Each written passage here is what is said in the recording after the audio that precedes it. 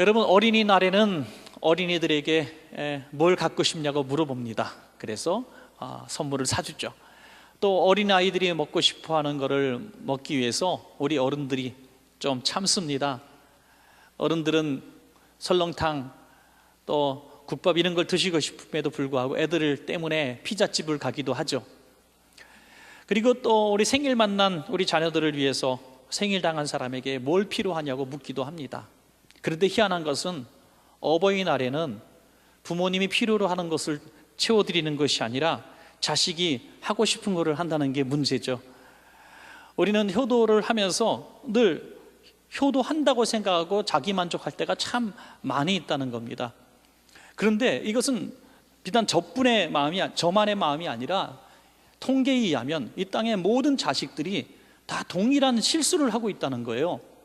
그래서 여러 통계 조사를 해봤습니다. 과연 부모님이, 어르신들이 자식에게 어버이날에 받고 싶은 선물이 무엇인지 우리의 생각과는 너무나 다르다. 우리는 전화 받고 편지 받고 고마워요, 사랑해요 뭐 이런 말을 듣기를 굉장히 원하시고 우리가 잘 사는 거, 행복한 거를 최고로 원하실 줄 알았는데 어버이날에 받고 싶은 선물을 조사한 모든 조사가 거의 비슷한데 제가 증명을 하나 도표로 보여드리겠습니다. 짠! 일단 카네이션은 빵점입니다. 0%.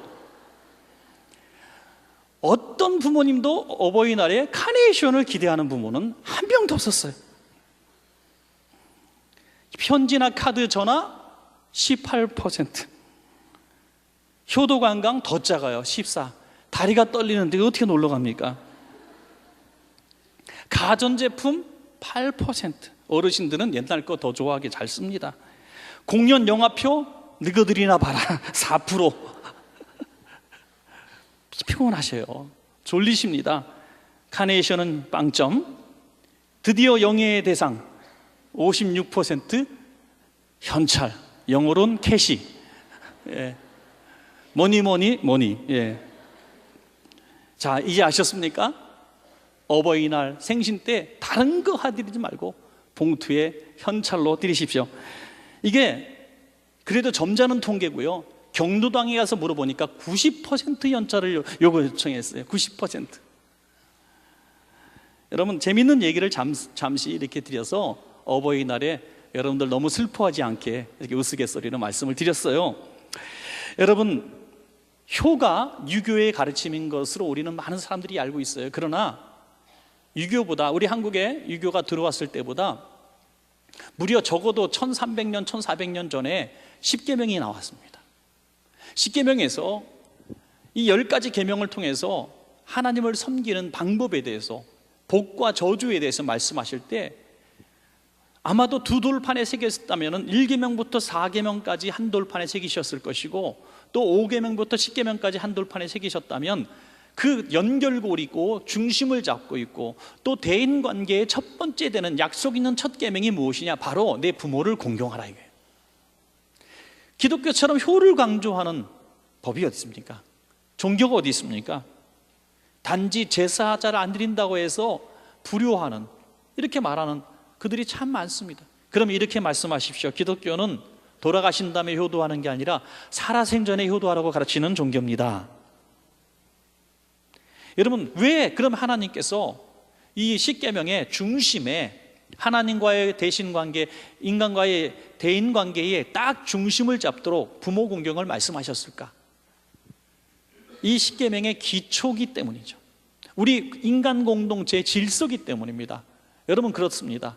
부모 공경을 잘 배운 자식들이 세상에서도 사랑과 존경을 받습니다. 또 성공을 합니다. 그러나 가정에서 교육을 통해서 효나 부자간의, 부녀간의 사랑, 모녀간의 사랑 이런 것들을 전혀 경험하지 못하고 또 자식에게도 줄 줄 모르고 부모를 공경할 줄 모르는 이 자녀들은 사회에 늘 문제거리가 되는 것을 우리는 자주 보지 않습니까? 정말 어제 오늘 얘기도 아닙니다만은 이렇게 정말 사회가 어지럽습니까? 질서가 없고 정말 파괴적이고 자기만 하는 이기주의가 팽배해 있습니까? 바로 지금 우리의 기성세대가 만든 작품 아니겠습니까? 오직 내 자식, 오직 내 자식. 너만 잘 먹으면 돼, 너만 성공하면 돼. 부모 생각하지도 말고 친구 생각하지 말고 너만 잘 되면 돼. 협동이나 희생이나 사랑이나 박애나 이런 것들을 가르치지 못하고 우리는 오직 1등을 하라고 가르쳤고 오직 인류대를 가라고 가르쳤고 오직 유학을 가라고 말씀하죠. 너만 잘 살면 된다고 말했어요. 길거리에서 좀 가난한 사람 보면 너 공부 안 하면 저렇게 돼. 우리는 그렇게 일상적으로 말해온 세대 속에 우리 자식들을 가르쳤습니다. 그러다 보니 교권이 무너졌습니다. 질서가 무너졌습니다. 참질 못합니다. 분노합니다. 애들이 폭력적이 됐습니다. 여러분 최근 5년 동안의 통계에 의하면 한 해 평균 학생이 교사를 폭행한 사건 신고된 것만 5천 건이에요. 한 해에 5천 건씩. 과거에는 상상도 할 수 없는 일들이 왜 벌어졌습니까? 바로 이 시대의 기성세대가 만든 작품이에요.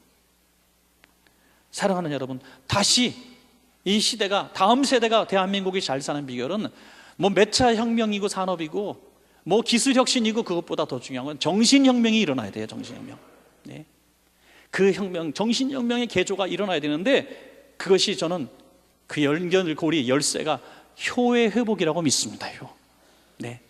가정에서부터 효를 가르치고 학교에서 효를 가르치고 효를 실천하고 어른 공경할 줄 알게 하고 생명을 존중하게 하는 방법을 가르치면 다음 세대는 지금과 다른 참 안정된 세상이 올 줄로 믿습니다, 여러분. 그래서 오늘은 이 주 안에서 순종하고 공경하라고 하신 오늘 본문을 통해서 이 두 가지 말씀을 통해서 우리 효에 대해서 한번 생각해 보도록 하겠습니다. 첫째로 효도는 주 안에서 순종하는 것입니다. 에베소서 6장 1절 말씀입니다. 자네들아 주 안에서 너희 부모에게 순종하라. 이것이 옳으니라. 여러분, 부모의 말씀에 순종하는 게 효라고 말씀하고 있습니다. 이 순종이 뭡니까? 말씀하신 대로 따르는 게 순종이에요. 이렇게 해라 그러면 저렇게 하고 이렇게 하고 저렇게 하라 그러면 이렇게 하는 게 순종이 아니라 하라는 대로 하는 게 순종이죠. 그런데 그렇다면은 이 순종을 우리는 제대로 할 수가 없습니다. 왜냐하면 부모님이 말씀하신 것이 진심이 아닐 때가 너무나 많기 때문입니다. 부모님은 이렇게 말씀하시죠. 나는 괜찮다. 그러면 괜찮은 줄 알면 순종입니까? 아유, 뭐 이렇게 먼 거리 왔니? 다음부터 오지 마. 네, 어머니 말씀에 순종하겠습니다. 아이, 뭘 이런 걸 사와. 다음부터 안 사오면 되죠. 난 괜찮다. 너희들이나 먹어라. 예, 저희들만 먹고 가겠습니다. 이게 순종입니까? 이건 바보죠, 바보. 예. 순종이 뭡니까? 순종은 말씀하신 대로 순종하는 게 아니라 부모님을 기쁘시게 하는 게 순종입니다. 기쁘시게. 그러니까 어떻게 하면 부모님이 기뻐하실까? 이걸 보고 기뻐하실 수 있는 삶을 살아드리고 그런 말을 하는 것이 순종이라는 거예요. 예전에 우리 부모님들은 항상 그렇게 남에게 폐 안 끼치려고 너무 사셨던 것 같아요. 식사하셨습니까? 그러면 99.9% 네라고 대답하지만 한 번도 식사하신 적이 없어요. 그런 세대의 어른들은 지금 세대의 젊은이들은 이해할 수가 없는 거죠. 우리들은 왜? 배고프시면 배고프다고 말하고 배가 부르다면 네 그러면 우린 그렇게 알잖아요. 왜 거짓말하세요? 근데 지금하고 그때하고 시대가 다르지 않습니까? 그때는 어려웠던 시대에 밥 한 끼 얻어먹으면 대단히 폐를 끼치는 시대였고 지금은 쌀이 남아서 버리는 시대가 막 되었기 때문에 시대가 완전히 바뀐 것을 우리는 이해하지 못하는 것이죠. 부모님은 지금도 자식에게 피해를 안 끼치라고 그렇게 자식을 위해서 온통 고생하며 사시면서 그 용돈 조금 받아가지고 당신의 장례 치를 돈까지 저축하고 계시고 이게 우리 세대의 부모님들이 유언까지 막 써놓으세요. 병원에 입원하게 되면 호흡기 빼라 이렇게 유언까지 써놓는 분들이 많아요. 어떻게 하시든지 자식에게 손에 피해를 안 주려고 하는 것이 부모 마음이에요. 그런 부모의 말만 듣고 순종하는 게 아니라 그분의 기쁨. 그래서 순종이라는 것은 부모의 마음을 알아야 가능한 것이죠. 그래서 순종이라는 원뜻은 아래에서 듣는다라는 뜻을 갖고 있어요. 무릎을 꿇고 고개를 들어 경청하면 부모님의 기쁨이 무엇인지 슬픔이 무엇인지 보여진다는 거죠. 어떤 동영상에 나왔어요. 자식에 대해 쓰라 그랬습니다. 젊은 부부들에게 자식의 키, 자식이 좋아하는 음식, 자식이 좋아하는 어떤 영화 배우 다 써요. 다 써. 다 아주 이 얼굴에 미소를 한 방울 띄고 자식이 좋아하는 걸 다 씁니다. 하나도 빠짐없이 다 알아요, 정보를. 그 다음에 똑같은 질문을 부모님이라고 하는 것만 바꿨습니다. 부모님의 키, 부모님의 혈액형, 부모님이 좋아하는 영화, 부모님이 좋아하는 음식, 부모님이 애창곡, 뭐 다 아무것도 못 써요. 아무것도 못 써. 하나도 쓰지 못해요. 그렇게 모르고 살면서도 부모님 앞에 효도했다고 생각하는 것이죠.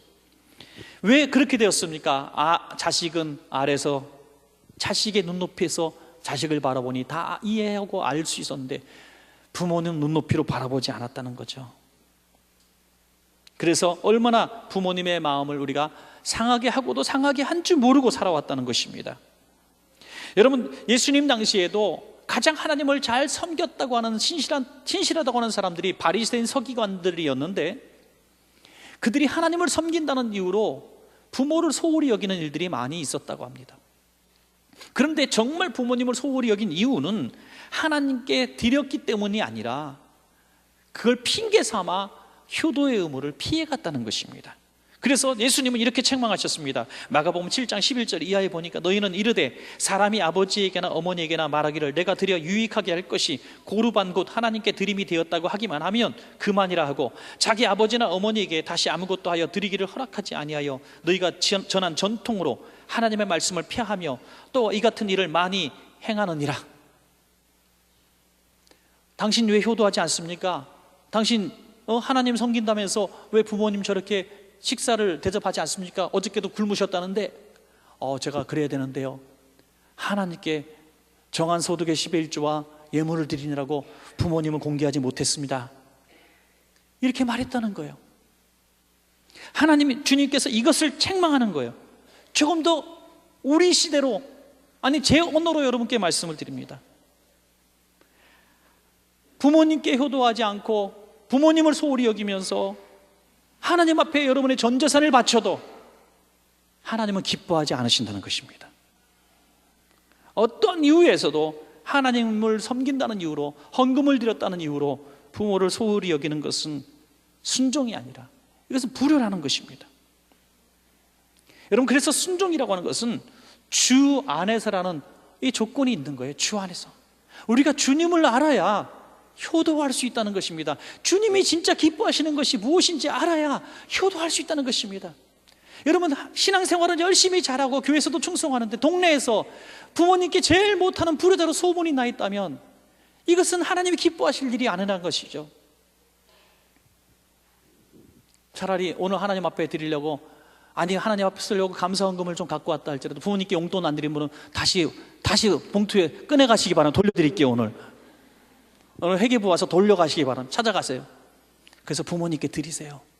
이게 말씀대로 사는 것인 줄로 믿으시기 바랍니다. 여러분, 물론 안 올 줄 알고 저렇게 얘기하지만 이게 성경적 가르침이라는 거예요. 하나님께만 다 목숨 걸고 잘하고 매일같이 교회 와서 봉사하고 다 아름답고 귀한 일이지만 1년에 한 번도 부모님 찾아뵙지 못하고 효도하지 못하고 어디가 아프신지 돌아보지 않는다면 이것이 불효라는 것입니다. 제가 2부보다 3부는 좀 더 힘있게 말씀을 전할 수 있는 건 2부 때는 아버님 어머니 앉아 계셔서 참 불편했는데 지금 안 계셔갖고 제가 자신감 있게 설교가 나오네요. 예. 여러분, 효도 중에 효도가 무엇인지 성경은 말씀합니다. 주 안에서의 순종이 무엇입니까? 부모님에게 최고의 선물을 드리는데 주님 안에 함께 있는 것입니다. 여러분, 주 안에서의 효도는 그 말에 순종하는 것보다 강한 것입니다. 이를테면 부모님이 믿지 않으세요. 얘야, 네가 장남인데 너가 교회 다니면 내 재산은 누가 질러주니? 내 재산은 누가 하냐? 너 교회 안 다녔으면 좋겠다. 교회 다니더라도 나를 제사 좀 지어주면 내 소원이다. 그럼 또 효도한다고 제가 어머니를 위해서 종교를 바꾸겠습니다. 이게 효도입니까? 주 안에서의 순종은 우리 어머니께, 우리 아버님께 최고의 선물을 드리라는 건데, 그 최고의 선물이 뭡니까?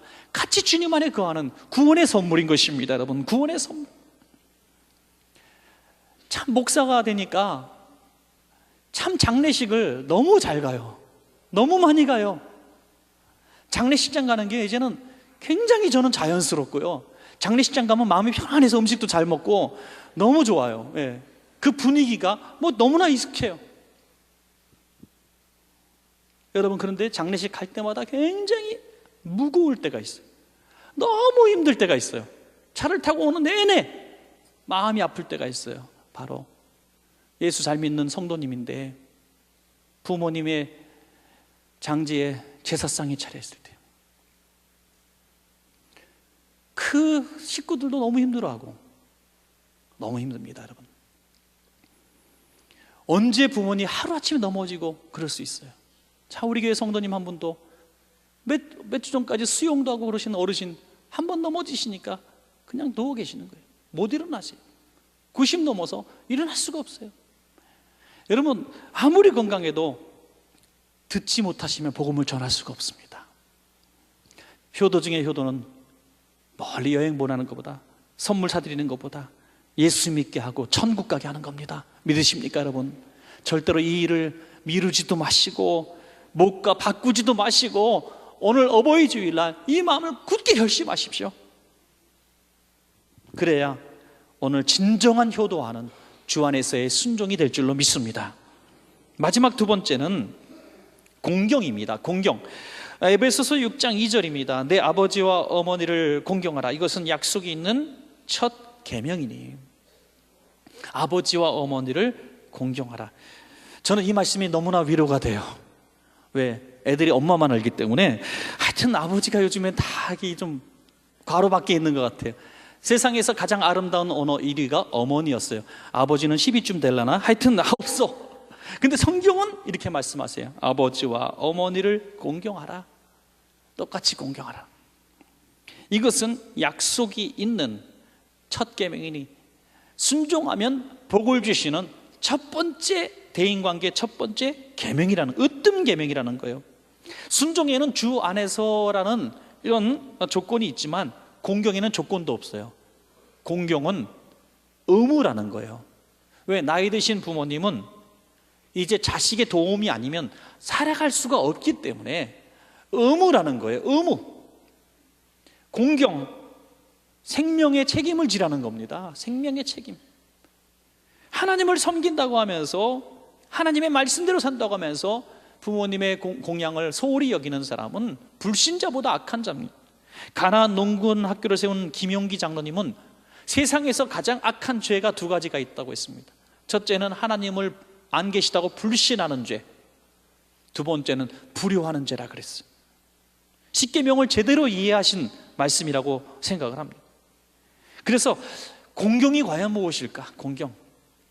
너무나 쉬운 이 표현, 우리가 뻔히 아는 해답은 뭐 존중히 여기다, 높이다, 사랑하다 이런 단어들은 너무나 잘 아시니까 조금 특별한 원어의 의미를 살펴보면 카베드라고 하는 원어의 의미에 참 재미있는 두 가지 표현이 나오는데 굉장히 중요합니다. 하나는 부모님을 간처럼 여겨라, 간. 두 번째는 부모님을 중요하게 여겨라, 중요한 인물로 VIP로 모셔라 이거죠. 부모님을 내 간처럼 생각하고 내 인생의 VIP로 생각하라. 이게 공경이라는 거예요. 간이 뭡니까? 간은 저는 의학에 대해서 잘 모릅니다만은 이 간의 역할은 이 독성을 정화하고 제거하는 이런 힘이 있다 그래요. 외부의 어떤 약한 것들을 또 체내에서 발생되는 유해 성분들이 이 간을 통해서 이것이 이렇게 정화가 되어지고 몸을 건강을 유지하게 하는 그런 기능을, 필터 기능을 한다는 거죠. 그러다 보니까 이 간은 굉장히 아픔을 몸에 간직하는 거예요. 자기 자신이. 침묵의 장기라 그러잖아요. 그러니까 고통을 간직하면서도 참아요. 견뎌요. 그러다가 어느 날 수치가 올라가면 이게 경화가 되고 또 암이 되고 이렇게 되는 거죠. 그때는 돌이킬 수가 없는 것입니다. 회복이 안 되는 거죠. 부모님은 자식을 위해서 자식의 모든 눈물과 아픔과 서러움과 고통들을 당신의 몸에 다 담고 있는 거죠. 자식이 울면 부모님은 통곡하고요. 자식이 슬퍼서 가슴을 치면 부모님은 단장의 고통을 겪는 것입니다. 돈이 없어 학원을 못 가면 자식은 울지만 부모님은 통곡을 하는 것입니다. 바로 간입니다. 그래서 부모님은 희생하는 장기와 같은 분이에요. 희생. 이제 쓸모없다고 멍들었다고 다 컸다고 간을 버리겠습니까? 그러지 말라는 겁니다. 고맙게 귀하게 여기라는 겁니다. 공경이란 말 무겁게 여기라. VIP가 뭡니까 여러분? 어떤 큰 그룹에 가도 VIP는 딱 한 사람 두 사람 있습니다. 그러면 그 사람 위주로 움직여요. VIP가 갑시다 그러면 다 쫄병들이 일어나야 돼요. 여기서 커피 한잔 할까요? 그러면 다 커피 마셔야 돼요. VIP가 짜장면 먹자면 다 짜장면 먹으러 가야 돼요. 이게 VIP예요. VIP. 중요하게 여기는 사람, 그분의 말에 경청하고 그분의 말에 우선이 되는 거예요. 그런데 우리는 부모님을 VIP로 여기지 않고 늘 꼴찌로 여기는 거예요. 아, 어머니 좀 가만히 계세요. 아버님 좀 가만히. 여기 계시는 어르신들 그냥 대답하면 자식들이 시험 드니까 고개만 끄덕하세요. 자식에게 제일 많이 들은 말 첫 번째, 가만히 있어라. 맞으시면 끄덕끄덕. 예, 거의 그러신 걸로 제가 알고 있어요. 예. 가만히 계세요. 제일 많이 들어요. 가만히 계세요. 예. 왜? 움직이면 실수만 하니까 그렇죠. 사실은 자꾸 뭐 손대면 망가지고, 손대면 넘어뜨리고, 손대면. 그래서 또 자식은 부모님이 다치는 거 원치 않고 실수하는 거 원치 않으니까 그냥 내가 해드릴게요, 다 해드릴게요 그러는데, 부모는 또 미안하니까 뭔가 해야 되니까 자꾸 실수를 하는 거예요. VIP는 뭘 해도 다 용납이 되어지는 게 VIP입니다, 여러분. 제가 다 처리하겠습니다. 괜찮습니다. 하고 싶으신 대로 하시죠. 이게 VIP라는 거죠. 잠언 23장 22절에 너를 낳은 아비에게 청종하고 내 늙은 어미를 경히 여기지 말지니라. 높이라는 거예요. 참 미련한 자식은 선임들 앞에서 부모님을 망신을 주고요, 멸시를 합니다. 엄마가 몰라서 그러지 아빠가 몰라서 그래요. 아, 창피해요. 아, 좀 가만히 계세요. 여러분, 이것이 공경과 너무나 거리가 먼 우리의 모습이었다는 것입니다. 여러분, 나이가 들면 누구든지 다 그렇게 된다는 겁니다. 며칠 전에 이희재 씨가 텔레비전에서 그런 모습이 나왔다죠. 저는 텔레비전을 직접 보지 않고 동영상으로 잠시 듣고 봤습니다. 예. 텔레비전 얘기할 때마다 마음이 뜨끈뜨끈하고 그런데 총명하셨던 어르신인데 아들이 나오는, 텔레비전에 나오는 그것을 보고 저기 나오는 사람 누군지 아시겠어요? 그러니까 저 사람은 누군고. 자기 아들 옆에 앉혀놓고 텔레비 보고도 못 알아봐요. 손자가 와서 할아버지 쪽쪽하고 뽀뽀를 해도 손자가 누군지 몰라요. 여러분, 그렇게 총명했던 분들도 그렇게 된다는 거예요. 우리 모두가 그 부끄러워하고 가만히 계세요, 집에 계세요 그러지 말라는 겁니다. 노아가 그랬지 않습니까? 그렇게 총명하고 성실하고 지혜 있고 건강했던 노아, 온 집안 식구를 살려고 온 동물을 암수하면서 살린 그 위대한 노아가 다 홍수 이후에 나이 들어 정말 외롭고 적적하니 포도주에 취해갖고 온몸을 다 벌거벗고 자식들 보는 앞에서 취해서 드르렁거리고 잠을 자는 부끄러운 수치를 보입니다. 나이 들면 다 그렇게 된다는 거예요. 판단력이 흐려지는 거예요. 자기 몸을 컨트롤할 수가 없는 거예요. 전에는 내가 가고 싶은 데로 가고 누구도 도와줬는데 이게 누구 도움이 없으면 아무데도 못 가요. 집에 있으라면 집에 있어야 되고요, 데려다 주지 못하면 가지 못하고, 데려다고 안 데려오면 올 수가 없어요. 이게 나이 든 사람들의 모습이라는 겁니다. 여러분, 음식을 드실 때 자꾸 흘리잖아요. 예, 자꾸 흘리시는 분들, 내가 왜 이러지? 깜짝깜짝 놀라잖아요. 그죠? 제가 한번 집사님들하고 식사하는데 그날따라 자꾸 넥타이에 음식을 흘리는 거예요. 저처럼 젊은 사람이. 넥타이에 자꾸 흘리니까 얼마나 화가 나겠어. 몇 숟가락 뜨면 또 흘리고 또 흘리고. 그랬더니 우리 옆에 있는 집사님이 웃으면서, 목사님, 지금은 넥타이에 흘리시지만 좀 있으면 온몸에 흘리실 거예요. 참 슬픈 얘기를 너무 재밌게 하시더라고요. 나중에는 수저를 드시는, 진짜 어르신들 드시는 거 보면 이게 떨려요. 떨리시니까 수저에 펐던 게 반도 안 남고 막 떨어지고. 여러분, 다 그렇게 되신다는 거예요. 귀찮아하거나 싫어하거나 짜증내거나 책망하지 말라는. 왜? 그분이 VIP니까. 믿습니까? VIP니까. 그를 대우받을 자격이 있는 분이시니까, 평생을 그렇게 사셨으니까 잠깐 모시는 그 기간을 왜 못 견디십니까? 참으라는 거예요. 노아가 벌거벗고 잠을 잘 때 아들 함은 그 수치를 동네방네 소문냅니까? 아빠가 이런 실수를 다 하네? 망신살 뻗치기만. 그러나 셈과 야벳은 그 모습을 보지 않고 뒷걸음쳐서 들어가 담요로 하체를 덮어드리고 아무에게도 말하지 않습니다. 침묵합니다. 덮어드리는 것입니다. 여러분, 효는 뭡니까? VIP를 어떻게 섬깁니까? VIP가 실수한 걸 여기저기 나불나불거리면 그거 모시는 사람이 아니죠. 침묵해야 됩니다. 침묵해야 됩니다. 그게 충성스러운 부하고 동료고 자식이라는 거예요. 여러분, 사실 부모님이 우리를 덮어드릴 때가 너무나 오랜 세월 있었지 않습니까? 자식들을 어떻게 키우셨습니까? 라고 물어보면 우리 아이들은 거저 컸어요 그러시더라고요. 거의 그러시더라고요. 우리 아이는 너무나 착하고요, 거저 컸어요. 그런데 지나고 보니까 그렇지, 사실 되게 속만이 썩혔거든요. 학교도 불려가고요, 때로는 밤에 파출소도 갔다 오시고, 얼마나 속이 상한지 매도 들으셨고 그렇지 않았어요? 그런데 거저 키웠대. 왜? 부모님은 이미 다 덮었기 때문이에요. 덮었기 때문에 생각이 안 나는 거예요. 생각이 안 나는 거예요. 잘못한 게. 가슴에 못 박는 얘기도 하고, 엄마 왜 그래, 나 아빠처럼 안 살 거야, 이런 얘기 했던 말들이 덮어진 거예요. 기억도 나지 않는 거예요. 이게 부모인데, 자식은 부모가 조금만 30년 지나도 아니죠. 20년 지나도 50년 지나도 부모가 못 박힌 얘기 한마디 했다고 지금도 미워해, 서운해. 아빠는 형만 좋아하고 아빠는 누나만 좋아하고 지금도 미워하는. 이제는 부모님을, 허물을 덮어드려야 될 때가 온 것입니다. 여러분, 그것이 공경이라는 것입니다. 공경. 부모는 자식을 위해서 다 포기하시지만 자식은 자신을 위해서 부모를 버리는 게 세상이라는 것이죠. 언젠가 그런 연구를 했잖아요. 부모에게 당신 꿈을 포기하고 5억을 갖겠습니까? 아니면 5억을 포기하고 꿈을 갖겠습니까? 했더니 부모님은 다 꿈을 포기하겠다 그랬어요. 자식들에게 물어봤습니다. 당신에게 5억을 줄 테니 꿈을 포기하겠습니까? 천반의 말씀입니다. 꿈을 포기하지 않겠습니다. 아주 희희낙낙하며 꿈을 붙드는 자신만만함을 보였어요. 그러면 부모님에게 물어봤습니다. 당신은 왜 그렇게 꿈을 5억에 포기하시렵니까? 자식에게 남길 것이 내 꿈보다 물질이 더 중요하기 때문입니다. 그래서 자신의 꿈을 포기한 이유는 자식에게 5억을 남기는 기회를 포기하지 않겠다는 겁니다.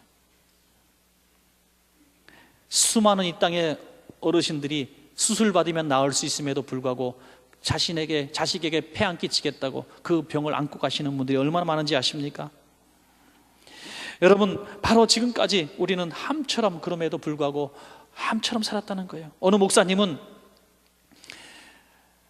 아버님이 나이가 많으셔서 자기를 낳았대요. 50에 자기를 낳았는데 형님이 셋이 있었는데 셋이 다 얼마 살지 못하고 병으로 다 죽고 맙니다. 그러니까 자기가 장남이 됐어요. 자기가 20살이 됐을 때 아버지가 70살이 됐어요. 그런데 이제 어려운 일을 하시며 살고 또 눈에도 농약이 들어가서 눈이 좀 굉장히 안 좋으셨대요. 막 더듬거리시고. 그런데 그 얼마나 초라했겠어요. 70에, 자기는 20에, 아버지가 아니라 할아버지잖아요. 누가 봐도 할아버지. 한 번은 친구들하고 집 근처로 오는데, 대학생 친구들하고, 아버님이 저기서 오는데요, 세상에 그렇게 초라하고 행색이 정말 남루한 노인이 없다는 거 보니까 아버지야. 친구들한테 너무나 부끄러워서 스쳐 지나가면서도 아버지라고 소개하지 않습니다. 그리고 아버지가 돌아가시고 이분은 나중에 목사님이 되었는데, 지금도 그렇게 많이 울고 후회하고 또 회개했대요. 어버이 주일날마다 이 생각이 나서 설교를 할 수가 없대요. 그렇게 오랜 세월 동안 아버지에게 죄송하고 미안하고, 다시 그 시절로 돌아갈 수만 있다면, 다시 그 현장으로 돌아갈 수만 있다면 친구들에게 아버지라고 소개하고 아버지하고 끌어안고 내 아버지입니다, 내 사랑하는 아버지입니다라고 소개할 텐데 그 기회를 놓친 것이 너무나 안타깝다는 거예요. 여러분, 고훈 목사님이 쓴 어머니란 제목의 시, 짧은 시인데 너무나 감동이어서 오래전에 소개한 적이 있었습니다. 당신은 내가 만난 맨 처음의 사람입니다. 사랑을 받는 것이 아니라 주는 것이란 것을 몸으로 가르치신 분도 당신입니다. 당신은 언제나 오래 웃음 주고도 떨어지지 않는 바다요. 우리는 너무 늦게 당신을 사랑했습니다. 당신이 우리에게 너무 먼 곳에 계신 뒤에야 사랑은 이토록 강물되어 우리 또한 당신이 되어 이제야 그 사랑을 깨닫습니다. 저는 이 부분에 대해서 굉장히 감동적이에요. 우리는 너무 늦게 당신을 사랑했습니다. 우리 또한 당신이 되어 이제야 그 사랑을 깨닫습니다. 부모가 되어야 그 상황을 비로소 안다는 거예요. 여기 장로님들 계시지만 그분의 한 분이 하신 얘기라 제가 로얄티 안 받고 얘기를 드리는데 죄송합니다. 오래전에 하신 말씀인데 10년도 됐을 거예요. 제가 지금도 기억을 해요. 그 아버님이, 저도 아는 분인데, 아버님이 무릎이 아프셔서 아이고 무릎이 아프다 그러셨는데, 그때는 그냥 그렇게 지나셨대요. 어르신들 다 되면 다 아프고, 아프시면 병원 가요. 수술 받을까요? 그냥 이렇게 얘기했다는 거예요. 그런데 우리 장로님도 나이가 드시니까 무릎이 아파지기 시작하시고 너무너무 수시가 아픈데, 그때 아버님께 조금 더 살갑게 그렇게 많이 아프세요? 어떻게 해요? 그래서 무릎이라도 이렇게 만져드리고 그러고 그랬어야 되는데 그게 못한 게 너무 마음이 아프시다고. 나이가 드니까 그때 아버님이 하셨던, 그때 어머님이 가졌던 외로움과 서러움과 고독함들이 이제 내게 밀려오는데, 그때 그렇게 내가 허전한 어머니 아버님께 함부로 했던 것이 지금 막 후회가 되고 죄송함이 온다는 거예요. 여러분, 아직 기회가 있을 때, 아직 생존해 계신 분이 한 분이라도 계실 때 오늘 이 말씀을 꼭 기억하고 순종하고 공경해야 될 줄로 믿습니다. 에베소서 6장 3절에 이로써 내가 잘되고 땅에서 장수하리라. 하나님은 이것을 너무나 기뻐하셔서 우리에게 이 복을 주신다는 거예요. 여러분, 이 복을 주신다는 거예요. 여러분, 우리만이 아니라 우리 자식들에게도 효도를 가르쳐야 돼요. 왜? 자식이 잘되게 해야 되기 때문에 자식에게 효도를 가르쳐야 됩니다. 그런데 심은 대로 나기 때문에 내가 행한 것을 보고 배운 대로 하는 겁니다. 자식들은 보고 배운 대로 하는 거예요. 똑같이 합니다. 중국 초나라 때 원곡이라는 사람의 이야기는 여러분들 많은 분들이 아실 거예요. 노인네 갖다 버릴 때, 어르신들 쓸모없다고 갖다 버릴 때 원곡에게 아버지가 신부로 시켜, 야 할아버지 좀 갖다 버리고 와라. 너무나 서운했지만 아버지 명령이니까 할아버지를 수레에 끌고 저 늙고 병드신 할아버지 울면서 산속에다 버리고 왔어요. 그런데 수레를 다시 끌고 왔습니다. 그랬더니 야, 그 수레를 뭐하러 다시 끌고 왔냐? 그냥 할아버지와 함께 버리지. 그랬더니 잘 뒀다가 아버지 늙으시면 그때 쓰려고요. 그랬다는 거죠. 그때 깜짝 놀래가지고 나도 늙겠구나. 그 길로 달려가 할아버지 아버지를 같이 모시고 왔다는 거죠. 기회를 놓치지 않아서 얼마나 다행입니까? 사랑하는 여러분, 말씀을 맺겠습니다. 지금도 해마다 어버이 주일만 되면 많은 분들이 너무 힘들어해요. 제가 어버이 주일 설교할 때마다 좀 이렇게 웃기게 하려고 안 울려고 더 애를 쓰는데도 우시는 건 어쩔 수 없어요. 이제 가면 눈이 통통 부으신 분들이 많이 계실 거예요. 10년 전에도 어버이 주일은 있었고 20년 전에도 어버이 주일은 있었어요. 똑같은 말씀 그때도 들었어요. 그런데 기회가 이렇게 빨리 사라질 줄은 모르셨잖아요. 지금은 어버이가 살아계신 어버이 주일이지만 내년에는 안 계실 수도 있는 거죠. 우리 모두에게 해당되는 말입니다. 후회하지 마시고 오늘 말씀대로 살아. 우리도 복을 받고 후손도 복을 받는 것이 복인 줄로 믿습니다. 순종과 공경하여 대대로 효도하고 복받는 가정 되시기를 주의 이름으로 축원합니다.